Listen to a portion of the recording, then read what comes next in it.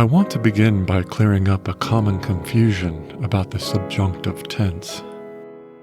There's nothing that will befuddle an English-speaking learner of Spanish more than referring to the subjunctive tense as more of a mood than a tense.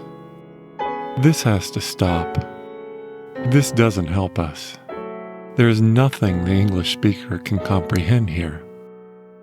Nothing similar in English to help facilitate the transition to comprehension. There is no mental map that can be constructed. Yes, English has a subjunctive tense, whether we're aware of it or not, but it is not used at anywhere near the frequency it's used in Spanish. And for those that have achieved an advanced level of Spanish communication, the subjunctive is something so ubiquitous that holding a conversation that is anything more than just a short greeting is damn near impossible without it. The subjunctive is talked about so much. I've read entire textbooks dedicated to it. A whole irrational fear has grown up around this tense, which has led many Spanish learners to just give up on it, or at least becoming anxious to incorporate it in conversation. In a sense, the magical realism of great 20th century authors like Borges and Gabriel Garcia Marquez has made this tense that much more ethereal for Spanish learners, giving it an air of inscrutability as people begin to learn the language.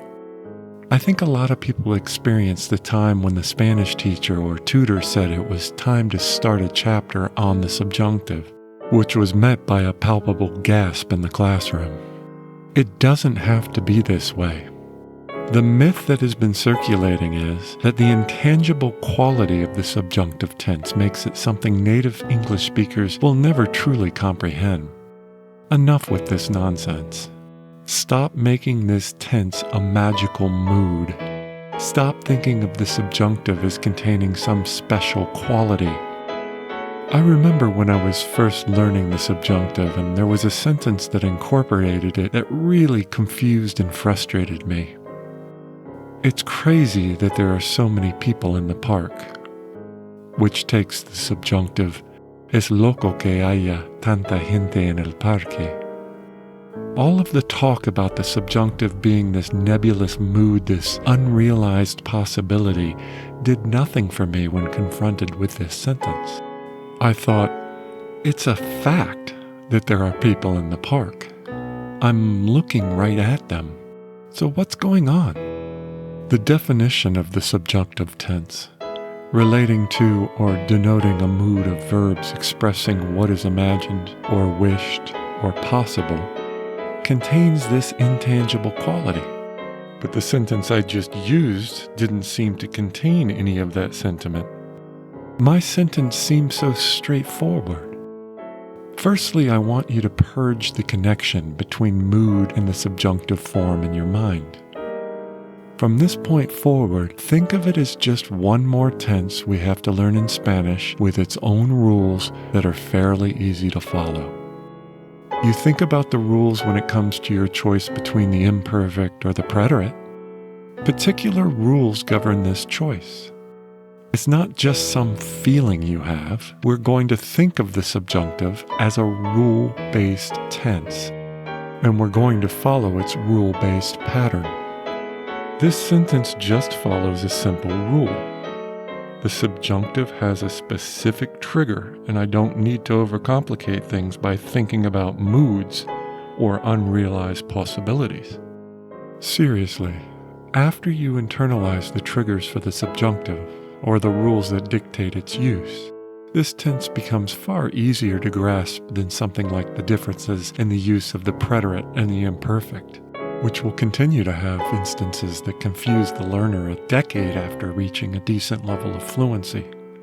In fact, I would be willing to bet imperatives, with their multiple stem changes, are far trickier to incorporate into your communication than the subjunctive tense. So forget the hype and dumb it down. Just think in boring rules. Believe it or not, this helps. Yes, there is a temporal dimension with regard to the subjunctive. Something that is yet to happen or something as yet realized. But don't focus on this temporal aspect.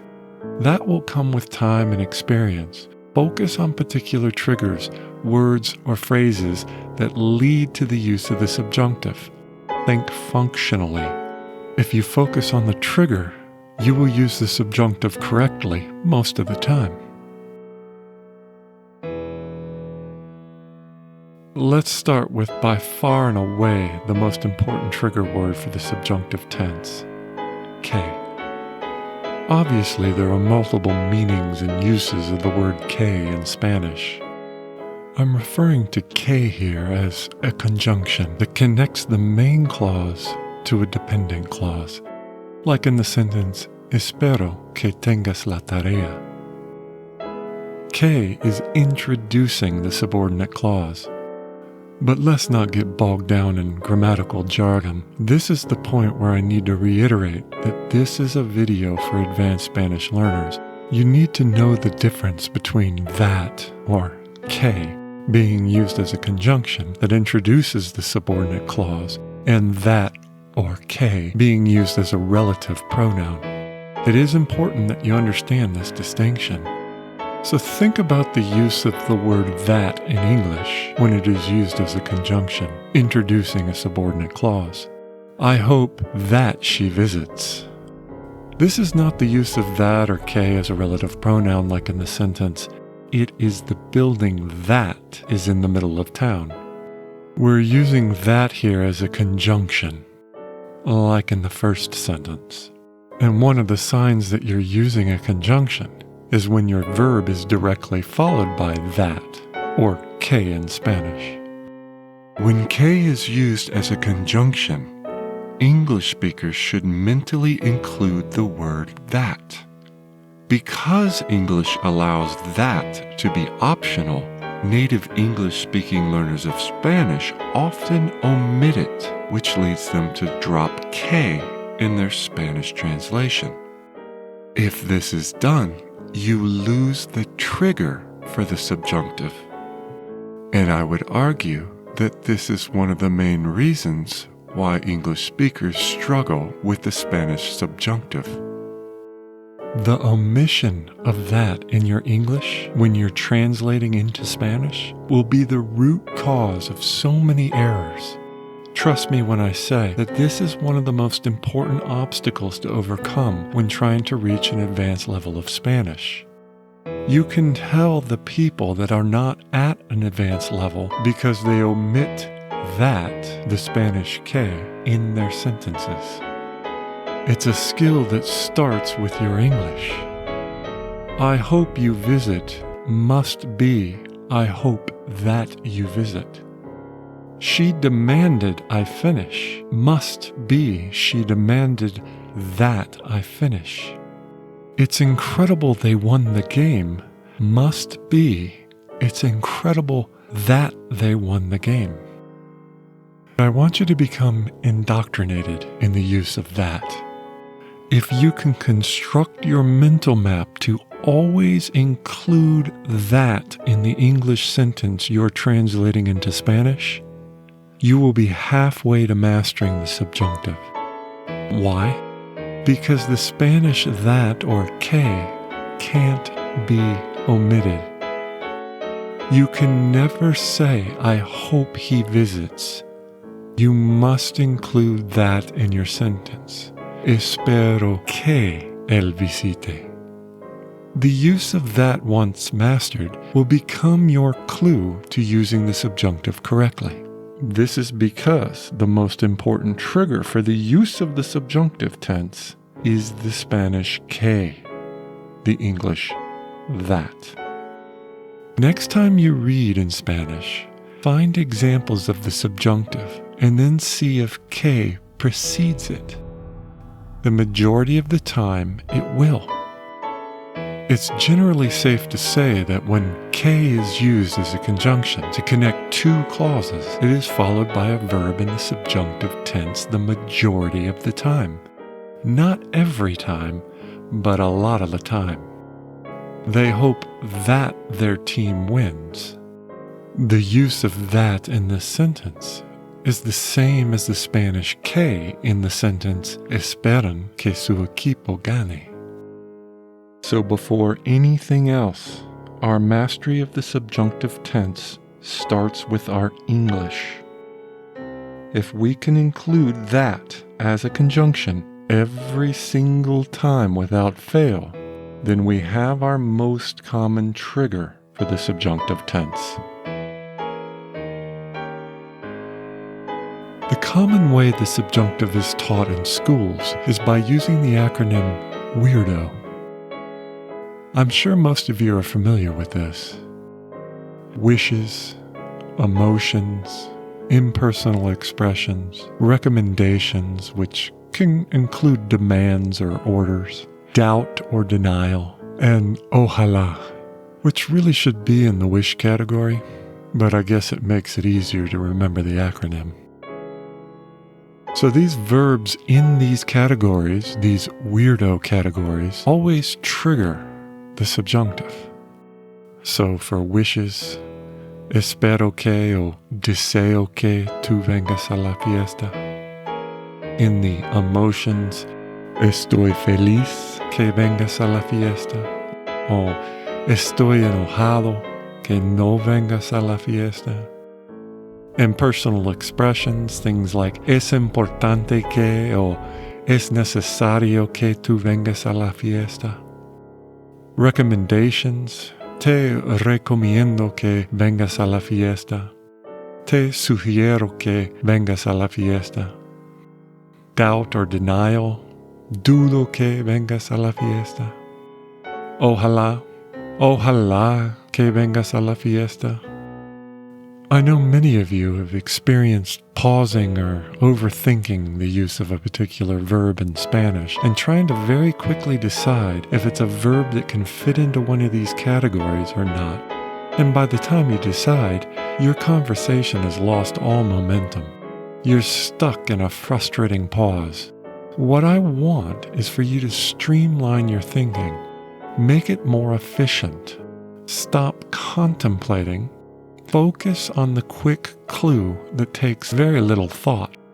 What is the common denominator in all of these sentences?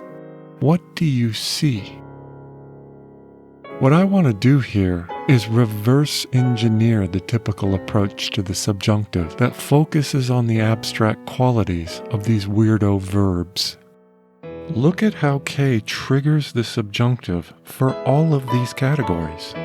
There are instances where K as a conjunction is not followed by the subjunctive, but the examples where the subjunctive follow K far outweigh the instances where it does not. Instead of memorizing all the different W.E.I.R.D.O verbs that trigger the subjunctive after K, memorize the far fewer examples that don't. This is far more efficient. This is what I mean by approaching the subjunctive from the opposite direction. Certain expressions of belief, like creo que or pienso que.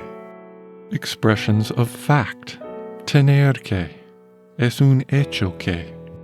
Examples expressing the transfer of information, decir que, mencionar que, enseñar que, contar que. These are solid, unwavering statements with little ambiguity, so the subjunctive is not necessary. But here's a thought experiment. Try and write 10 sentences following this construction in the present tense. Verb plus que plus verb. Choose any verb you want. I'll choose querer que. Querer que plus venir. Now conjugate it in the present tense. I conjugate mine as quiero que tú vengas. My point is, if we just randomly choose verbs and put them into this particular construction, I guarantee you that at least 8 out of your 10 sentences would trigger the subjunctive. It's much rarer to see the exceptions. And this is what I mean by reverse engineering the approach. Instead of memorizing all the permutations of the W.E.I.R.D.O acronym, try memorizing the far fewer instances of K not being followed by the subjunctive. So let's think about this. Typically, we're supposed to construct a mental map of all the verbs that fall into these particular categories. Then construct the sentence with the correctly conjugated subjunctive while in the middle of a conversation? It's no wonder that native English speakers have such difficulty. I want you to create a Pavlovian dog response to the use of K after the verb. Let's go back to W.E.I.R.D.O and begin with examples of wishes. The desire rule. These verbs trigger the subjunctive. These verbs indicate some type of desire or want. Desear, querer, esperar, as hope, not esperar as expect or wait. Preferir, pedir, ojalá. The rule states that you use the subjunctive after these verbs, that this desire is not a solid, real fact in the world, but that it is something that you would like to happen in some future time. But what frustrates advanced Spanish learners is not the conceptualization of the rule, but putting it into practice in real time at the moment of communicating your idea. This usually brings the sentence to a halt. You have to regroup and think about some abstract quality of that verb you just used. I would bet that the majority of you out there felt this way at some time. So stop thinking about how the verb is used and only focus on whether you said K or not. It's as if the typical ways of teaching the subjunctive are backward, starting with the most difficult things to comprehend first, moods, temporal qualities, when we could just start with the easiest. Did I just use the word K? The amount of things we're told to study and contemplate with regard to the subjunctive is absurd. One particular construction will help you with this idea. For those of you that have spent any time in a Spanish-speaking country, you quickly become very familiar with a desire construction that will help us restructure our mental map. This construction of desire really helped me understand the subjunctive and its relation to the use of K as a trigger. Que tenga un buen día. Que Dios te bendiga. Que Dios te pague. Que usted disfrute la tarde. All of these expressions are very common, not just these phrases, but their constructions starting with K. They act as a kind of shorthand to express your wish, your hope, your desire. I should mention that it's also a very handy way to express the way we can start a demand. Think of the way we use the English word have as a demand. As in, have them bring it to me. Que me lo traigan. Have them send it. Que lo envíe. It's a very useful construction.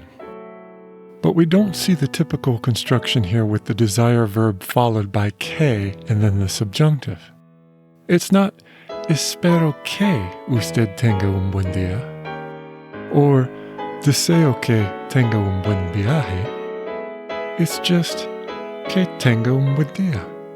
We just start with the K, no messing around, no considering the verb before K, just the trigger and boom, the subjunctive. This is the first step in the reorientation of our mental map. Think about the subjunctive following K. Let's look at personal expressions. Think how many times through a typical day you use an expression like, it's great that, it's incredible that, it's amazing that, it's so stupid that. All of these personal expressions are going to be followed by the subjunctive. But I want to reiterate here, you must use the English that in these sentences. Don't forget, it's so easy to omit that. We might say, it's great you came to visit, when we need to say, it's great that you came to visit. Let's focus on the denial category. This can be really problematic for Spanish language learners. My focus on denial here is as if you're stating things don't exist, or you're denying their existence. Usually this is structured with a no hay something, que, in the subjunctive. No hay ninguna persona que sepa bailar aquí. No hay un lugar que venda ropa allí. I want to focus on this because this is a construction you're going to use a lot in everyday conversation. But more importantly, it's a perfect example of the triggering que. Look at these two sentences. They're very similar, but one triggers the subjunctive. No hay gente allí que camine por la playa. No hay gente allí caminando por la playa. Instead of us contemplating the temporal dimension of the two sentences, the second talking about right at this moment, the first is just denying that something exists, in this case, people walking on the beach. But let's just focus on que. We used it in the first sentence, and we did not use it in the second. Let's move from the weirdo categories into just very common phrases that we just need to remember trigger the subjunctive. Para que, hasta que, después de que, antes de que, a menos que, aunque, con tal de que, o con tal que, mientras que, and hacer que. Two other frequently used words or phrases that don't use que to trigger the subjunctive are when we use cuando in the subjunctive and in cuanto or tan pronto como, as soon as. With these examples, we do need to think about temporality. The things that happen after these examples have not happened yet, so the subjunctive is used. Let's wrap this up by stating that recognizing que before anything else is the most efficient thing we can do when choosing whether to use the subjunctive tense or not. This obviously applies much more to your conversational Spanish than your writing. When writing, we have time to pause and contemplate our weirdo categories. We can consider the temporal aspect of the idea we want to convey. It's to say, we have more time to consider our options. This que rule works better in our conversational Spanish, moments in which long pauses and mental checking can have disastrous effects on the flow of your Spanish. Take a sentence like this. Es nuestra prioridad garantizar que la investigación no esté influenciada por especulaciones. Think about all the permutations of reasoning you might go through to figure out whether to use the subjunctive or not in this example. Is this our wish? Is this some kind of expressed emotion?